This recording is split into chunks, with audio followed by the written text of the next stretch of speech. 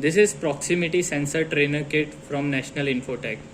As you can see, there are 3 proximity sensors available for the training: inductive proximity, magnetic proximity, and capacitive proximity sensor.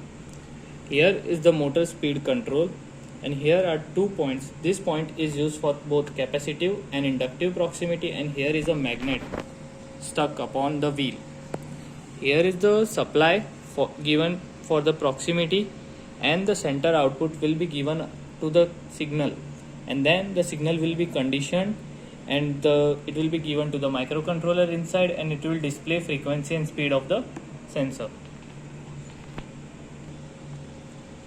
Here I have done the connections for the inductive proximity sensor, supply given to the proximity and then output to the signal, and also a DSO connection over there.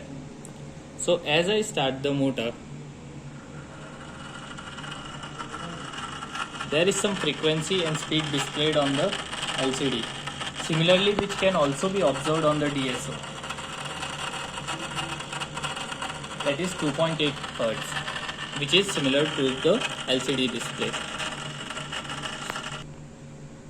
Now I have done connections for the capacitive proximity sensor. So as I increase the speed of the motor, you can see some frequency and speed on the display. Similar frequency can be observed on the DSO.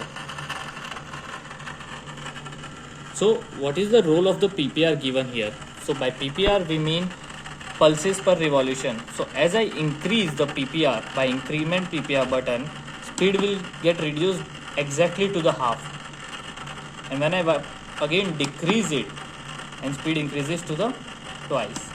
As we can see, as I increase the PPR count, speed gets reducing at the same rate, even for the same frequency.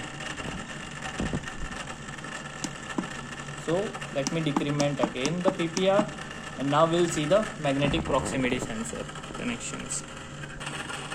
As you can see, I have done connections for the magnetic proximity sensor, and